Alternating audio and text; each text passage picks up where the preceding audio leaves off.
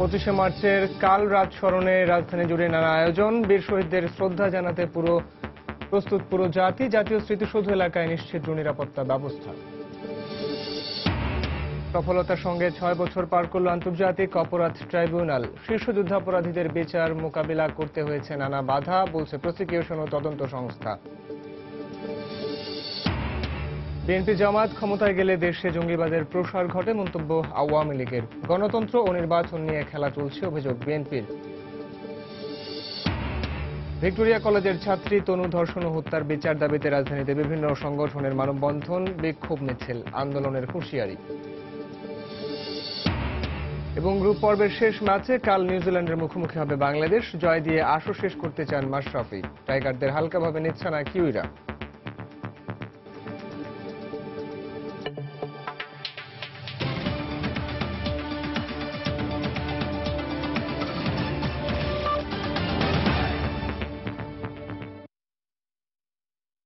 প্রবাসী সময়ের সঙ্গে আছি আমি সাইফুল রুদ্র।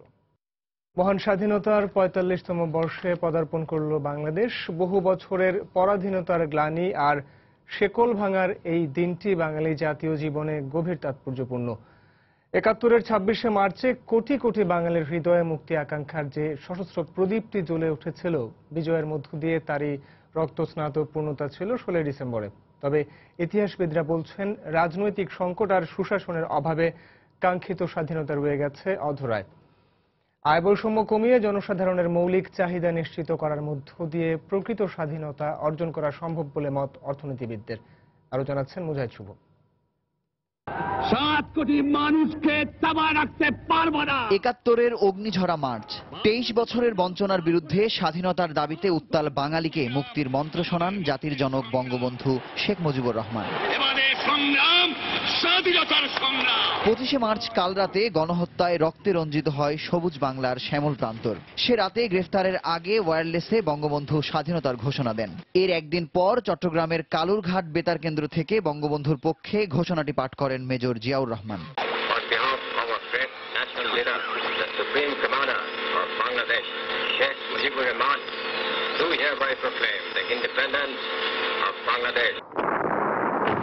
শুরু হয় মুক্তির যুদ্ধ। ৯ মাসের বিরামহীন সংগ্রাম, আত্মত্যাগ আর বীরত্ব গাথায় বাঙালি পেল মুক্তির লাল সবুজ পতাকা। সামাজিক অপরাধ প্রবণতা। তবে ইতিহাসবিদরা বলছেন, চলমান রাজনীতি ক্রমাগতভাবে অসুস্থ আর দ্বিধাবিভক্ত হওয়ায় দেশের স্বাধীনতার বয়স বাড়লেও কাঙ্ক্ষিত মুক্তি অধরায় থেকে যাচ্ছে। সমাজে যে অসাম্য রয়ে গেছে, মানুষের আকাঙ্ক্ষা এবং তার প্রত্যাশা প্রাপ্তির মধ্যে যে ব্যবধান, সেই জায়গাটিতে কিন্তু সমাজের অস্থিরতার একটা শেকড় রয়ে গেছে। এর জন্য দর্শন প্রভাবিত দৃষ্টিভঙ্গি নিয়ে রাষ্ট্র ব্যবস্থাপনার দরকার ছিল, সে জায়গায় আমাদের ঘাটতি রয়ে গেছে। এক্ষেত্রে আয় বৈষম্য কমিয়ে সাধারণ মানুষের মৌলিক চাহিদা সঠিকভাবে পূরণের মধ্য দিয়ে প্রকৃত স্বাধীনতার দিকে এগিয়ে যাওয়া সম্ভব বলে মত অর্থনীতিবিদদের। এখন বাংলাদেশের সামনে যে চ্যালেঞ্জ, অগ্রগতির মাত্রাটাকে আরো ত্বরান্বিত করা, বিনিয়োগ আরো বাড়ানো, বড় বড় অবকাঠামো যেগুলো আমাদের প্রয়োজন সেগুলো করা, বিশ্বায়নের সুযোগগুলোকে কাজে লাগানো, এই দিকটাতে অবশ্যই আমাদেরকে সরকারকে আরো উদ্যোগী ভূমিকা নিতে হবে। পৃথিবীর সবচেয়ে বর্বরোচিত হামলার এই দিনটিকে স্বাধীনতা দিবস হিসেবে পালন করে আসছে বাঙালি। তবে স্বাধীনতার বহুমাত্রিক ধারণায় সামাজিক, রাজনৈতিক ও অর্থনৈতিক ক্ষেত্রে আমরা সত্যিকারের স্বাধীনতা পেয়েছি কিনা, স্বাধীনতার ৪৫তম বর্ষে এসে সেটি এখন বড় প্রশ্ন হয়ে দাঁড়িয়েছে। মুজাহিদ শুভ, সময় সংবাদ, ঢাকা। জাতীয় দিবসে ৭১-এর বীর শহীদদের প্রতি শ্রদ্ধা জানানোর আনুষ্ঠানিকতা সম্পন্ন করতে পুরোপুরি প্রস্তুত সাভারের জাতীয় স্মৃতিসৌধ। সৌন্দর্য বর্ধন সহ সব প্রস্তুতি শেষ হয়েছে এরই মধ্যে। স্মৃতিসৌধ প্রাঙ্গণের নিরাপত্তা নিশ্চিত করতে ২৬শে মার্চ ভোর পর্যন্ত বন্ধ থাকবে সাধারণ মানুষের প্রবেশ। বিস্তারিত তরিকুল হাসান আশিকার রিপোর্টে। আর মাত্র কয়েক ঘন্টা পরেই মহান স্বাধীনতা দিবস। ৭১-এর বীর শহীদদের প্রতি শ্রদ্ধা জানাতে প্রস্তুত জাতীয় স্মৃতিসৌধ প্রাঙ্গণ। শেষ মুহূর্তের প্রস্তুতি সম্পন্ন করতে ব্যস্ত সময় পার করেছেন পরিচ্ছন্নতা কর্মীরা। বেশ কিছুদিন ধরে আমরা কাজ করতেছি, আজকে আমাদের কাজ প্রায় শেষের দিকে। কাজ করতে আসি, ৮টা পরে শেষ হবে। স্বাধীনতা দিবসের জন্য আমরা কাজ করছি, আমরা অন্য জায়গায় কাজ করি। আমার এই কাজ করতে করতে খুব ভালো লাগতেছে। স্বাধীনতা দিবসের অনুষ্ঠানকে নির্বিঘ্ন করতে পুরো এলাকা জুড়ে বসানো হয়েছে সিসিটিভি ক্যামেরা। সর্বোচ্চ নিরাপত্তা ব্যবস্থা নেওয়া হয়েছে বলে জানালেন ঢাকা রেঞ্জের ডিআইজি। প্রতি বছরের ন্যায় এবারও আমরা নিরাপত্তা নিশ্চিত করার জন্য পরিকল্পনা গ্রহণ করেছি এবং সেই অনুযায়ী যা যা করণীয় সেটা আমরা করছি এবং আমি বিশ্বাস করি কোনো ধরনের কোনো নাশকতা করবার অথবা কোনো খারাপ কাজ করবার কোনো সুযোগ এখানে থাকবে না ইনশাল্লাহ। 26 মার্চ ভোরে রাষ্ট্রপতি ও প্রধানমন্ত্রীর শ্রদ্ধা নিবেদনের পরেই স্মৃতিসৌধ প্রাঙ্গণ উন্মুক্ত করা হবে সর্বসাধারণের জন্য। আর কয়েক ঘন্টা পরেই ফুলে ফুলে ভরে উঠবে এই জাতীয় স্মৃতিসৌধ প্রাঙ্গণ, আর দেশবাসী স্মরণ করবে জাতির শ্রেষ্ঠ সন্তানদের। বর্ণিল আয়োজনে শহীদদের প্রতি শ্রদ্ধা এবং ভালোবাসা জাতি লালন করবে সারা বছর, এমনটাই প্রত্যাশা সকলের। তারিকুল হাসান আশিক, জাতীয় স্মৃতিসৌধ প্রাঙ্গণ, সাভার, ঢাকা। এদিকে মহান স্বাধীনতা দিবস উপলক্ষে রাজধানী ঢাকাকে সাজানো হয়েছে বর্ণিল সাজে। নগরীর গুরুত্বপূর্ণ বিভিন্ন স্থাপনা, সড়ক, অফিস, আদালতে চোখ ধাঁধানো আলোকসজ্জা করা হয়েছে। বিভিন্ন রঙের পতাকা দিয়ে সাজানো হয়েছে নগরীর গুরুত্বপূর্ণ সড়কগুলো। ঢাকার অভিজাত হোটেলগুলোতে করা হয়েছে আলোকসজ্জা। বঙ্গভবন, সুপ্রিম কোর্ট, সচিবালয়, ঢাকা বিশ্ববিদ্যালয়, টিএসসি ও কলা ভবনে করা হয়েছে নয়নাভিরাম আলোকসজ্জা। বিভিন্ন রং ও বর্ণের আলোকসজ্জা উৎসবমুখর পরিবেশ সৃষ্টি করেছে। আর নগরীর আলোকসজ্জা দেখতে অনেকে ভিড় করেছেন এসব এলাকায়।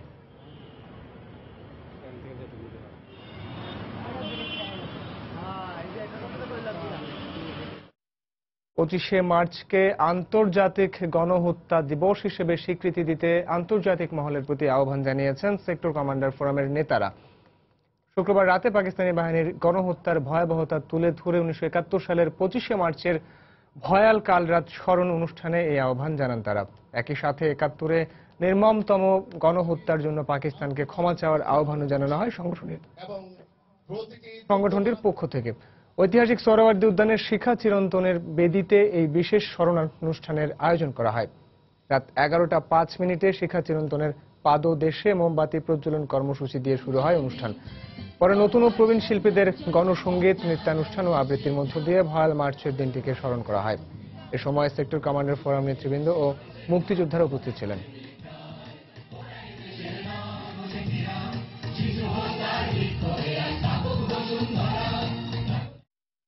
25শে মার্চের কাল রাত্রিতে নিহতদের স্মরণে দেশের বিভিন্ন স্থানে আলোর মিছিল করা হয়েছে।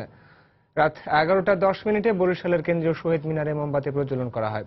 এরপর সেখান থেকে একটি আলোর মিছিল বের হয়ে নগরীর বিভিন্ন সড়ক প্রদক্ষিণ করে। এতে মুক্তিযোদ্ধা সহ বিভিন্ন শ্রেণী পেশার মানুষ অংশ নেন। এ সময় তারা 25শে মার্চকে আন্তর্জাতিক গণহত্যা দিবস হিসেবে ঘোষণার দাবি জানান।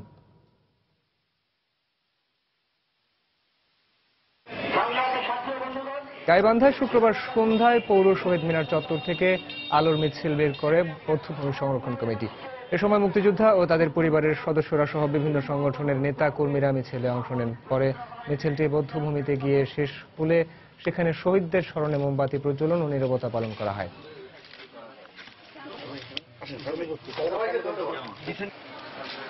পটুয়াখালীতে 71-এর শহীদদের প্রতি শ্রদ্ধা জানাতে শুক্রবার রাতে শহরের স্মৃতিসৌধের সামনে 1 মিনিট নীরবতা পালন করেন জেলা মেডিকেল কলেজের শিক্ষার্থীরা। এর আগে শিক্ষার্থীদের বের করা আলোর মিছিল শহরের প্রধান সড়কগুলো প্রদক্ষিণ করে। এছাড়া মৌলভীবাজার ও চুয়াডাঙ্গায় 25শে মার্চের কাল রাত স্মরণে নানা কর্মসূচি পালন করেছে বিভিন্ন সংগঠন।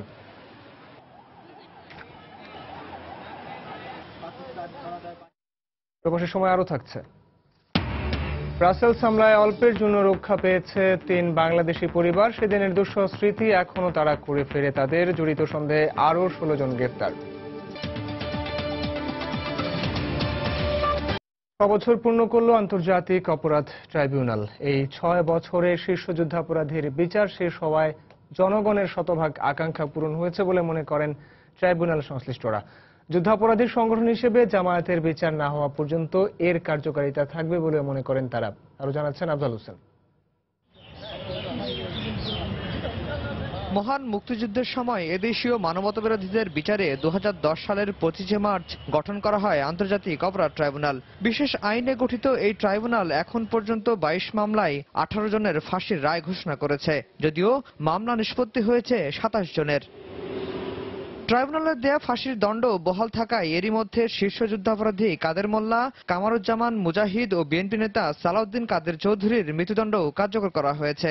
আর জামায়াতের আমির নিজামী ও আলবদর নেতা মীর কাশেম আলীর ফাঁসির দণ্ড সুপ্রিম কোর্ট বহাল রাখার পর এখন অপেক্ষা শুধু রিভিউয়ের দিকে। এর মধ্য দিয়ে ট্রাইব্যুনাল সংশ্লিষ্টরা বলছেন, যে উদ্দেশ্যে ট্রাইব্যুনাল গঠন করা হয়েছিল 6 বছরে তার শতভাগ আকাঙ্ক্ষা পূরণ করতে পেরেছে। জাতি যে প্রত্যাশা নিয়ে এই ট্রাইব্যুনালে আমাদের প্রসিকিউটর হিসেবে নিয়োগ দিয়েছিল, আমরা বলতে চাই সে আশা পূরণে আমরা ব্যর্থ হইনি, আমরা আশা পূরণে সক্ষম হয়েছি। ট্রায়াল স্টেজে আমরা 24টাতে আমরা রায় পেয়েছি এবং সবচেয়ে আপনি সফলতার কথা বলতে চান, বাংলাদেশ পৃথিবীর কোনো ইতিহাসে আছে কিনা শতভাগ মামলায় আসামি পক্ষ সাজা পেয়েছে, এটা কোনো ইতিহাসে আছে বলে আমি জানি না, আমার মনে হয়। তারা মনে করেন যুদ্ধাপরাধী সংগঠন জামায়াতের বিচার এবং স্থানীয় পর্যায়ের রাজাকারদের বিচার যতদিন শেষ না হবে ততদিন এই ট্রাইব্যুনাল থাকবে। দ্বিতীয় মহাযুদ্ধের পরে সংস্থার বিচার কিন্তু নরওয়ে ট্রাইব্যুনালে প্রথমেই করা হয়েছিল। 7টি অর্গানাইজেশনের বিরুদ্ধে তাদেরকে নিষিদ্ধ ঘোষণা করা হয়েছিল, সেটা কেন হবে না? জামায়াতে ইসলামকে অপরাধমূলক সংগঠন হিসেবে গণ্য করা হয়েছে এবং শুধু তাই না, এই কথাটাও বলা হয়েছে যে স্বাধীনতোত্তর কালেও তারা এখনো পর্যন্ত যে কার্যক্রমগুলো চালাচ্ছে এগুলো 71-এর মতোই একই ধারায়। ট্রাইব্যুনালের তদন্ত সংস্থা বলছে এখনো 624 জন রাজাকারের বিরুদ্ধে অভিযোগ রয়েছে তাদের হাতে, যাদের পর্যায়ক্রমে বিচারের আওতায় আনা হবে। আফজাল হোসেন, সময় সংবাদ, ঢাকা। বিএনপি জামায়াত ক্ষমতায় গেলে দেশে জঙ্গিবাদের প্রসার ঘটে বলে মন্তব্য করেছেন আওয়ামী লীগের প্রেসিডিয়াম সদস্য ও স্বাস্থ্যমন্ত্রী মোহাম্মদ নাসিম। শুক্রবার বিকেলে রাজধানীর সুপ্রিম কোর্ট বার অ্যাসোসিয়েশন মিলনায়তনে সার্ক কালচারাল সোসাইটি আয়োজিত এক অনুষ্ঠানে বক্তব্য রাখেন তিনি। দু একটি বিচ্ছিন্ন ঘটনা ছাড়া সরকারের অঙ্গীকার অনুযায়ী ইউনিয়ন পরিষদ নির্বাচন সুষ্ঠুভাবে সম্পন্ন হয়েছে বলেও মন্তব্য করেন তিনি। বিএনপি জামাত ক্ষমতায় এসে বারবার সাম্প্রদায়িক সৃষ্টি করেছেন, বারবার মানুষের বিরোধ সৃষ্টি করেছেন, জঙ্গিবাদ উত্থান করেছে ওই বিএনপি জামাত। ওদের কোনোভাবেই মানুষের কাছে আর আসতে দেওয়া যাবে না। আমরা সুষ্ঠু নির্বাচন বিশ্বাস করি। কোথাও জাতীয় পার্টি জিতবে, কোথাও আওয়ামী লীগ জিতবে, কোথাও বিএনপি জিততে পারে। সুষ্ঠু হবে নির্বাচন, হচ্ছে এবং হবে।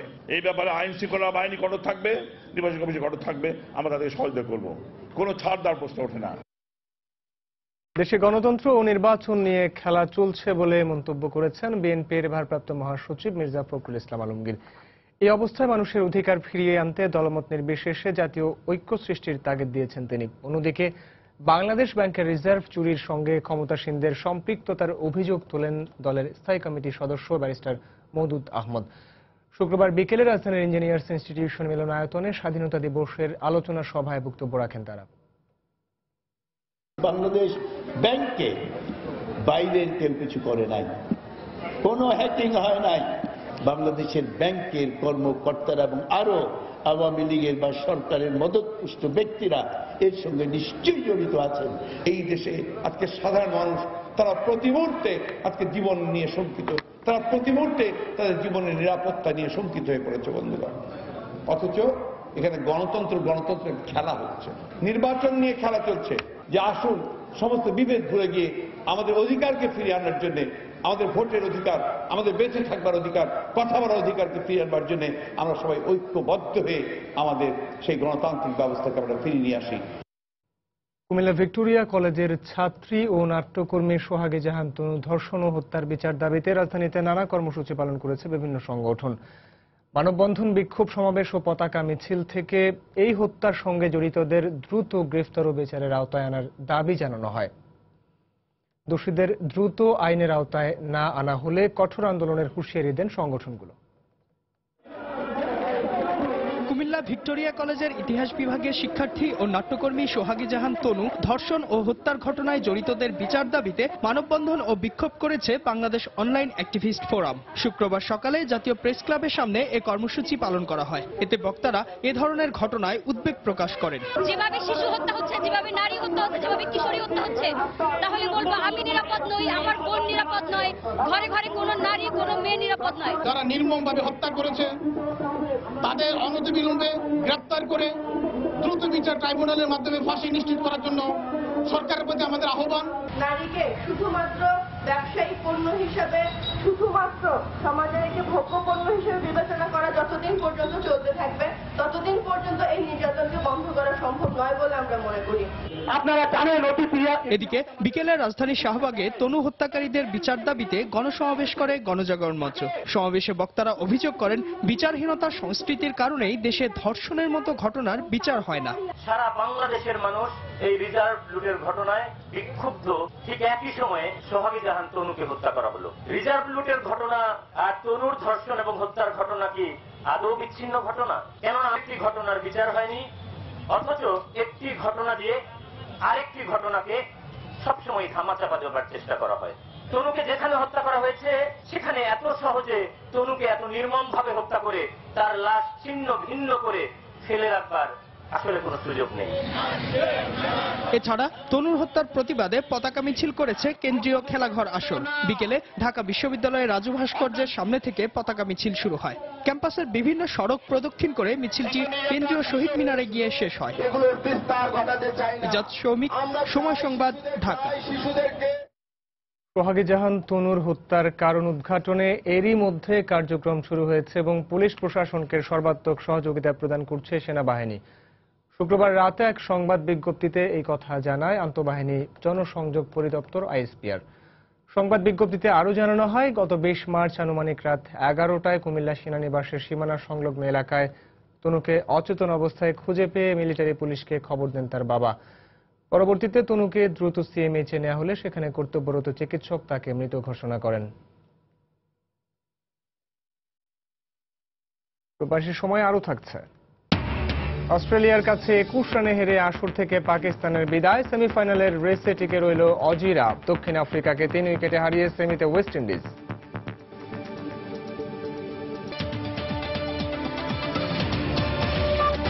পাবলিক বিশ্ববিদ্যালয়ের শিক্ষকদের জন্য নতুন বেতন গ্রেডকে স্বাগত জানিয়েছেন শিক্ষক নেতারা। এতে নতুন বেতন কাঠামোর দাবিতে চলমান আন্দোলনের অবসান ঘটবে বলে মনে করছেন তারা। পাশাপাশি বিশ্ববিদ্যালয়ের শিক্ষার সুষ্ঠু পরিবেশ ফিরে আসবে বলেও মনে করেন তারা। শিক্ষাবিদরা এই ঘোষণাকে ইতিবাচকভাবে দেখলেও শিক্ষার মানোন্নয়নে সরকার এবং শিক্ষকদের আরও মনোযোগী হবার পরামর্শ তাদের। বিস্তারিত তানিন মেহেদের রিপোর্টে। দেশের পাবলিক বিশ্ববিদ্যালয়ের শিক্ষকদের পদমর্যাদা, বৈষম্য দূরীকরণ সহ 4 দফা দাবিতে গত বছরের ডিসেম্বর মাসে আন্দোলনের নামে বাংলাদেশ বিশ্ববিদ্যালয় শিক্ষক সমিতি ফেডারেশন। দাবি আদায়ের জন্য 37টি বিশ্ববিদ্যালয়ের শিক্ষক সমিতি জানুয়ারিতে টানা কর্মবিরতিও পালন করে। এমন প্রেক্ষাপটে প্রধানমন্ত্রীর সঙ্গে সমিতির নেতাদের বৈঠকের পর শিক্ষকরা মাঠের আন্দোলন থেকে সরে আসলেও বৈষম্য নিরসনে সরকারের সঙ্গে আলোচনা চালিয়ে যান। সবশেষ বৃহস্পতিবার বেতন বৈষম্য দূরীকরণ মন্ত্রিসভা কমিটির সঙ্গে শিক্ষকদের বৈঠকে অর্থমন্ত্রী নতুন গ্রেডের ঘোষণা দেন। সরকারের এই সিদ্ধান্তকে স্বাগত জানিয়ে শিক্ষক নেতারা বলছেন, এতে বিশ্ববিদ্যালয়ের শিক্ষার মান আরো বাড়বে। এর মধ্যে দিয়ে শিক্ষকদের দাবি দেওয়াগুলোর একটা বড় ধরনের সমাধান হয়েছে। এই শিক্ষা আন্দোলন, শিক্ষাঙ্গনের ফ্যাসিলিটিস বাড়ানো এবং শিক্ষকদের মর্যাদা, শিক্ষকদের বেতন ভাতা, ছাত্রদের সুযোগ সুবিধা, এইসব একটি চলমান প্রক্রিয়া। রাষ্ট্রের অর্থনৈতিক যে সমৃদ্ধি, তার সাথে সাথে কিন্তু এই সবগুলোর ধীরে গতিতে সমাধান হবে, এটা আমরা দৃঢ়ভাবে বিশ্বাস করি। সরকারের এই ঘোষণাকে ইতিবাচকভাবে দেখলেও এটাকে রাজনৈতিক কৌশল বলে মনে করেন এই শিক্ষাবিদ। অনেক আন্দোলন সংগ্রাম করবার পরে সরকার একটি সিদ্ধান্তে এসেছে, যাকে আমি বলবো যে বিলম্বিত বোধোদয়। এটা এক ধরনের রাজনৈতিক অবস্থান আমি মনে করি আর কি, ট্রেড ইউনিয়নিজম। কিন্তু বিশ্ববিদ্যালয় পর্যায়ে ট্রেড ইউনিয়নিজম কার্যকর হওয়া উচিত নয়। সিদ্ধান্ত বাস্তবায়ন হলে মেধাবীরা শিক্ষকতা পেশায় আরো আগ্রহী হবেন বলে অভিমত তার। তানিন মেহেদি, সময় সংবাদ, ঢাকা। এবার প্রবাসের খবর। ব্রাসেলস আন্তর্জাতিক বিমানবন্দরে বোমা হামলার ঘটনায় মৃত্যুর হাত থেকে ভাগ্য গুণে বেঁচে গেছেন বাংলাদেশি 3 পরিবারের 13 সদস্য। ওইদিন কাতার ও ইতিহাদ এয়ারওয়েজের 2টি ফ্লাইটে এই 3 পরিবারের সদস্যদের বাংলাদেশে আসার কথা ছিল। চোখের সামনেই তারা মারা যেতে দেখেছেন অনেককে। মৃত্যুর দুয়ার থেকে ফিরে আসার কাহিনী তুলে ধরছেন সময় সংবাদের কাছে। ব্রাসেলস থেকে লন্ডন প্রতিনিধি শোয়েব কবিরের পাঠানো তথ্য ও ছবি নিয়ে ডেস্ক রিপোর্ট। দুঃসহ বিভীষিকাময় স্মৃতি থেকে পালানোর যেন কোনো উপায় নেই এই পরিবারের মানুষগুলোর। বেলজিয়ামের আন্তর্জাতিক বিমানবন্দরে গত মঙ্গলবার বোমা হামলার ঘটনাস্থলে ছিলেন ব্রাসেলসের ব্যবসায়ী গাজীপুরের তাজু। তাকে বিদায় জানাতে বিমানবন্দরে যান তার স্ত্রী, 2 মেয়ে ও বড় মেয়ের স্বামী। লাগেজ চেক ইন করেই পুরো পরিবারের সদস্যরা ক্যাফেতে বসেছিলেন। ঠিক সে সময় বিকট শব্দে কেঁপে ওঠে চারপাশ। ক্যাফেতে যে ব্যক্তি তাদের কফি পরিবেশন করছিলেন, বোমা হামলায় তারও মৃত্যু দেখেছেন চোখের সামনে। গুলির ভয়ে অনেকক্ষণ শুয়েছিলেন মেঝেতে। সেদিন বিমানবন্দরের 3 পরিবারের অন্তত 13 বাংলাদেশি বেঁচে গেছেন ভাগ্য গুণে। কিছু বুঝে ওঠার আগেই বুঝতেও পারতেছিলাম না কি হইতেছে। দাঁড়ায় গেলাম, কেউ বসে গেলাম, দেখলাম যে ওই পাশের থেকে একটা ডেড বডি ছিটে এসে পড়লো। ভাঙা চূড়া সব চুরমার হয়ে আসতেছে, ভেঙে আশা ছেড়ে দিলাম, বাঁচবো কি বাঁচবো না, কি অবস্থায় আর ভাষায় প্রকাশ করার মতো না। অনেকে আহত হয়েছে, অনেকে মারা গেছে। তো আমরাও হয়তো আহত হতে পারতাম, আমরাও মারা যেতে পারতাম।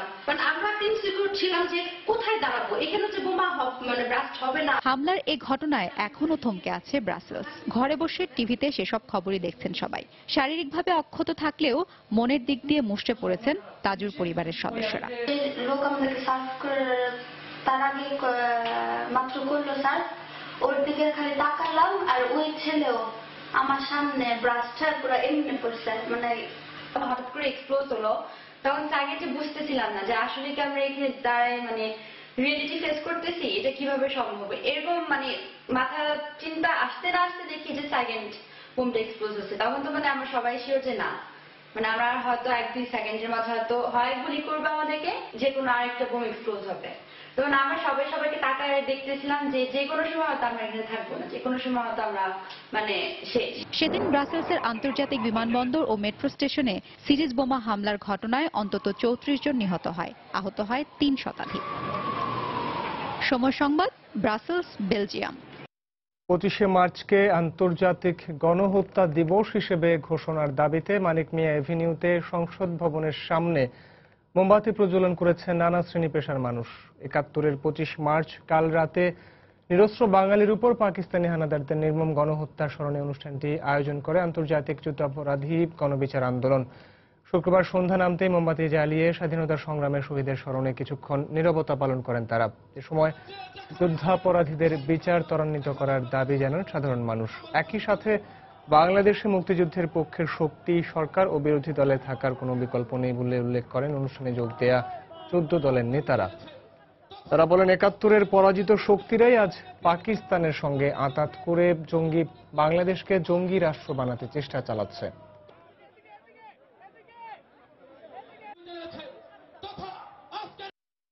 আমরা 71-এর ঘাতকের বিচার করছি। আমাদের একটি সবচেয়ে বড় উদ্দেশ্য বাংলাদেশে মুক্তিযুদ্ধের পক্ষের শক্তি বিপক্ষের শক্তির বিভাজন আমরা চিরতরে খতম করতে চাই। আমরা চাই বাংলাদেশের রাজনীতিতে যারা রাষ্ট্রীয় ক্ষমতায় থাকবে তারাও মুক্তিযুদ্ধের পক্ষের শক্তি হবে, যারা বাংলাদেশের রাজনীতিতে বিরোধী দলে অবস্থান করবে তারাও মুক্তিযুদ্ধের পক্ষের শক্তি হবে। মুক্তিযুদ্ধের বিপক্ষের শক্তি স্বাধীনতা বিরোধী কোন শক্তিকে বাংলাদেশের রাজনীতিতে আমরা দেখতে চাই না। 1971 সালে বাংলাদেশের গণহত্যা এখনো পৃথিবীতে স্বীকৃতি পায়নি। আমরা তার স্বীকৃতি আদায় করতে চাই। যারা মুক্তিযুদ্ধের বিরুদ্ধে কথা বলবে, শহীদদের নিয়ে বিভ্রান্ত করবে, যারা বঙ্গবন্ধু সম্পর্কে কটাক্ষ করবে, তাদের বিরুদ্ধে আইনানুগ ব্যবস্থা নেওয়া যাবে। সেই আইন আমরা করার জন্য আহ্বান করব। স্বাধীন বাংলাদেশকে স্বীকৃতি দেয়া 45টি দেশ ও তার জনগণের প্রতি কৃতজ্ঞতা জানিয়ে জাতীয় জাদুঘরে শুরু হয়েছে স্বাধীনতা উৎসব। শুক্রবার সকালে মুক্তিযুদ্ধ একাডেমির আয়োজনে স্বাধীনতা উৎসবের উদ্বোধন করেন অর্থমন্ত্রী আবুল মাল আব্দুল মুহিত। এ সময় বাংলাদেশকে স্বীকৃতি প্রদানকারী রাষ্ট্রের জাতীয় সঙ্গীতের সঙ্গে দাঁড়িয়ে শ্রদ্ধা জানানো হয় সেই দেশ ও তাদের জনগণের প্রতি। ভারত, ভুটান, রাশিয়া সহ বেশ কয়েকটি দেশের কূটনৈতিকরা এ সময় উপস্থিত ছিলেন। পরে বাংলাদেশ রুশ মৈত্রী সম্পর্ক ও সহযোগিতার নিদর্শন নিয়ে একটি আলোকচিত্র প্রদর্শনীর উদ্বোধন করা হয়। বাংলাদেশ যুদ্ধ করে।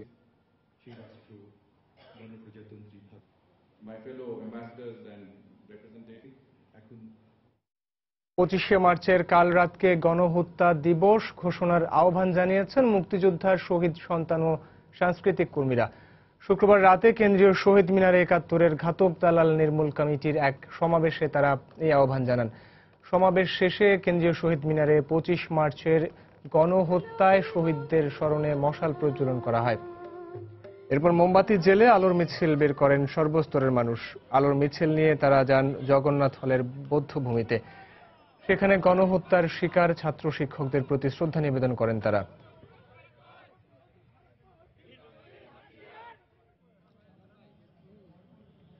শহীদদের প্রতি যারা এই রাজধানীকে আইকন সিটি হিসেবে গড়ে তুলতে হাতিরঝিলের বিভিন্ন উন্নয়ন কার্যক্রম পরিদর্শন করেছেন গৃহায়ণ ও গণপূর্ত মন্ত্রী ইঞ্জিনিয়ার মোশাররফ হোসেন ও সংস্কৃতি মন্ত্রী আসাদুজ্জামান নূর। শুক্রবার সকালে হাতিরঝিল ও গুলশান লেক এলাকা পরিদর্শন করেন তারা। এ সময় নির্মাণাধীন বিনোদন কেন্দ্র, অ্যাম্ফি থিয়েটার পরিদর্শন ও নির্মাণ কাজের অগ্রগতি সম্পর্কে খোঁজ নেন। থিয়েটারের নকশা ও নির্মাণ শৈলী নিয়ে উচ্ছ্বাস প্রকাশ করেন গণপূর্তমন্ত্রী। পরে সাংবাদিকদের এক প্রশ্নের জবাবে তিনি বলেন, সিডনির অপেরা হাউসের আদলে হাতিরঝিলেও গড়ে তোলা হবে অপেরা হাউস। সংস্কৃতি মন্ত্রী বলেন, বিনোদন কেন্দ্রের পাশাপাশি এখানে দেশের বড় বড় রাষ্ট্রীয় অনুষ্ঠানগুলো আয়োজন করা হবে।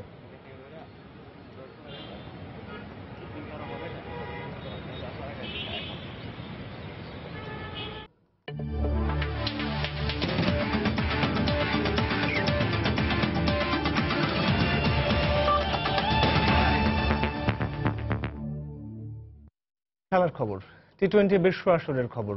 গ্রুপ পর্বের শেষ ম্যাচে শনিবার বাংলাদেশ মুখোমুখি হবে সেমিফাইনাল নিশ্চিত করা নিউজিল্যান্ডের। ভারতের কাছে হারের জন্য সমর্থকদের কাছে দুঃখ প্রকাশ করে মাশরাফি বলেন, কালকের ম্যাচটা জিততে চান প্রতিদান দিতেই। অন্যদিকে এই ম্যাচে কেউ ফেভারিট নয়, জিততে পারে যে কেউ, এমনটাই মনে করেন কিউইরা। কলকাতায় ম্যাচটি শুরু হবে বিকেল 3:30টায়। মিজানুর রহমান মিন্টুর ক্যামেরায় আরো জানাচ্ছেন হুমায়ুন কবির রোজ।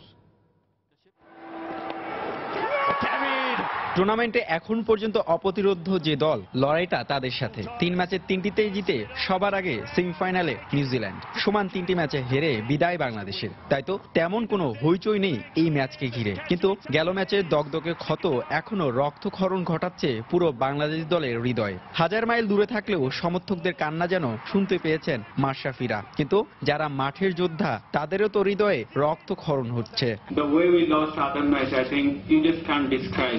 Actually no word for any player, so I think just even if you tell sorry, it's not good enough. অবশ্যই আমরা ভুল করেছি, এটা অস্বীকার করার সুযোগ নেই, এবং এই ভুল থেকে যদি আমরা শিক্ষা নিতে পারি তো অবশ্যই আমি বলবো যে এই ম্যাচটা এক্সিকিউট করতে। টাইগারদের সাবেক গুরু শেন জার্গেনসন এবার প্রতিপক্ষ শিবিরে পেস বোলিং কোচ।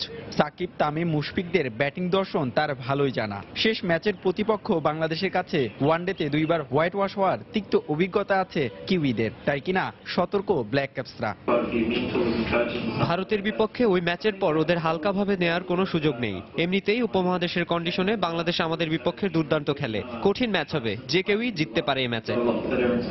ঘরের মাঠে নিউজিল্যান্ডের বিপক্ষে টানা 7 ম্যাচ জেতার অভিজ্ঞতা আছে টাইগারদের। সেই স্মৃতি এখন পেরোনা, কিন্তু টি-20 ফরম্যাটে জয় নেই বাংলাদেশের। এবার সেই বৃত্ত ভাঙতে একাদশে পরিবর্তন নিয়ে মাঠে নামবে টাইগাররা। নিউজিল্যান্ড তারা টিম হিসাবে এই টুর্নামেন্টে খুব ভালো অবস্থায় আছে মানসিকতার দিকে তাকালে। আর আমি যেটা মনে করি যে এই মুহূর্তে আমাদের হারানোর কিছু নেই, শুধু আমরা যদি এতটুকু চিন্তা করে নামতে পারি তো আমাদের মনে হয় আমরাও ভালো খেলতে পারবো। টি-20 ক্যারিয়ারে 49তম এই ম্যাচটি শেষ কিনা এমন প্রশ্নের উত্তর ভবিষ্যতের জন্য তুলে রাখলেন মাশরাফি। এর আগে 26 বছর পর প্রথম দর্শন হয়েছিল। এবার দ্বিতীয় দফা 10 দিনের ব্যবধানে বাংলাদেশ দর্শন নিতে যাচ্ছে ইডেন গার্ডেন্সে। এই 10 দিনে বদলে গেছে মাশরাফিরা। র্যাঙ্কিংয়ে শীর্ষ থাকা ভারতকে কাঁপিয়ে দিয়ে নিউজিল্যান্ডকে সতর্কবাণী দিল সাবধান।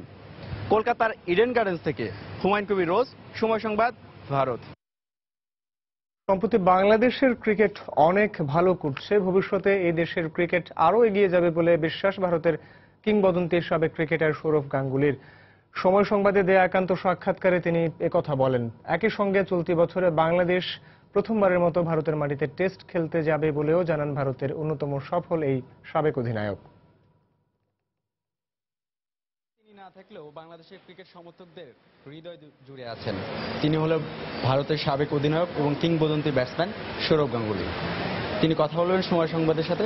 তার চোখে বাংলাদেশ কেমন? ভালো খেলেছি এবার, তবে জেতা উচিত ছিল কয়েকটা ম্যাচ, জেতার জায়গা থেকে জেতেনি, কিন্তু অনেক ইমপ্রুভ। যেটা আগেও আমি বলেছি, বাংলাদেশ ক্রিকেট আগের থেকে অনেক বেশি। বাংলাদেশের প্রথম টেস্ট, আমার প্রথম টেস্ট ক্যাপ্টেন ইন্ডিয়া, তো সেই বাংলাদেশ অনেক। বিসিসিআই এর উপর ডিপেন্ড করে, টেস্ট ওয়ানডে অনেকগুলো আছে, তো ওয়ানডে আছে, টেস্ট আছে, কোথায় হবে ঠিক জানি না এখন ভেন্যুগুলো, বোর্ড ডিসাইড করে, সেটা তো আমাদের হাতে নেই। কিন্তু বোধহয় বাংলাদেশ আসবে এবার ইন্ডিয়াতে টেস্ট ম্যাচ খেলতে। তাসকিনের যে বোলিং অ্যাকশনটা নিয়ে আবেগপ্রবণ হয়ে গেছিল আজকে আমাদের বিসিবি, তো আইসিসি তো করে, আইসিসি করে, তো আইসিসি নিশ্চয়ই ক্লিয়ার করবে, অতটা ডিফেক্ট নেই, ক্লিয়ার করে দেবে।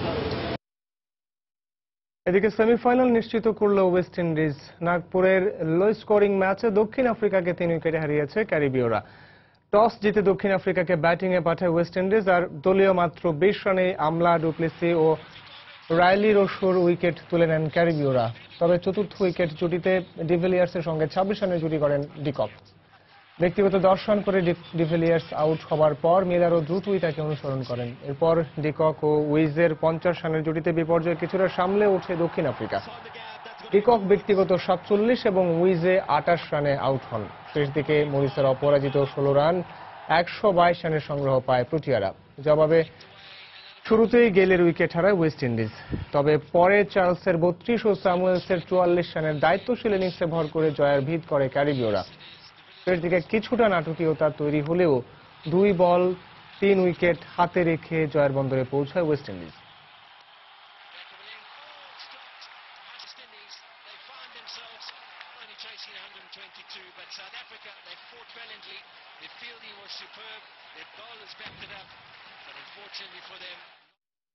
এদিকে আসর থেকে বিদায় নিল পাকিস্তান। সুপার 10-এর বাঁচা মরার লড়াই অস্ট্রেলিয়ার কাছে 21 রানে হেরেছে তারা।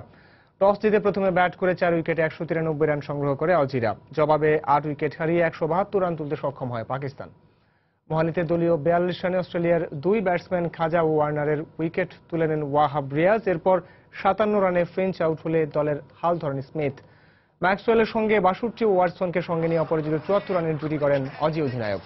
ম্যাক্সওয়েল ব্যক্তিগত 30 রানে ফিরলেও ক্যারিয়ারের দ্বিতীয় 50 তুলে 61 রানে অপরাজিত থাকেন স্মিথ। অপর প্রান্তে ওয়াটসনের 21 বলে 44 রানের মার কুটি ইনিংসে শেষ পর্যন্ত 193 রানের বড় সংগ্রহ পায় অস্ট্রেলিয়া।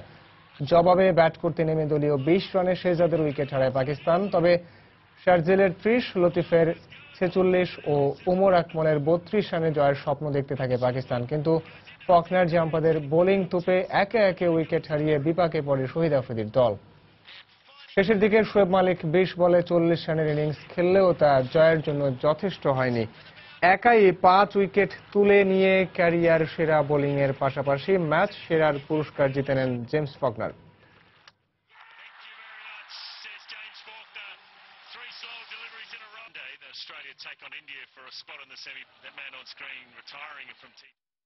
এ পর্যায়ে শীর্ষ সংবাদগুলো জানিয়ে দিচ্ছি আরও একবার। 25 মার্চের কাল রাত স্মরণে রাজধানী জুড়ে নানা আয়োজন। বীর শহীদদের শ্রদ্ধা জানাতে প্রস্তুত পুরো জাতি।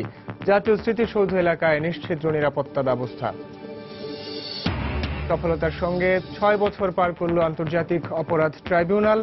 শীর্ষ যুদ্ধাপরাধীদের বিচারে মোকাবেলা করতে হয়েছে নানা বাধা, বলছে প্রসিকিউশন ও তদন্ত সংস্থা।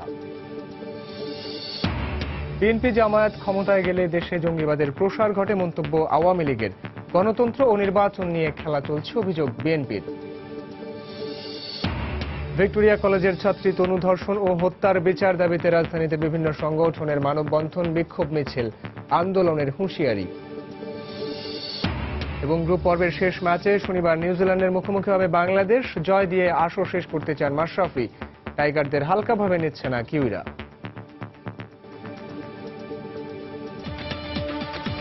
এ ছিল প্রবাসী সময়। যে কোনো খবর পেতে ভিজিট করুন সময় নিউজ.টিভি। যে কোনো বাংলা লিংক, রবি ও সিটিসেল নম্বর থেকে সময় সংবাদের খবর, অনুষ্ঠান সূচি জানতে এবং যে কোনো তথ্য সময় সংবাদকে জানাতে ডায়াল করুন 162 নম্বরে। এছাড়া এইমাত্র পাওয়া আপনার মোবাইলে পেতে SMS করুন *SN লিখে পাঠিয়ে দিন 162 নম্বরে। সঙ্গে থাকুন সময়।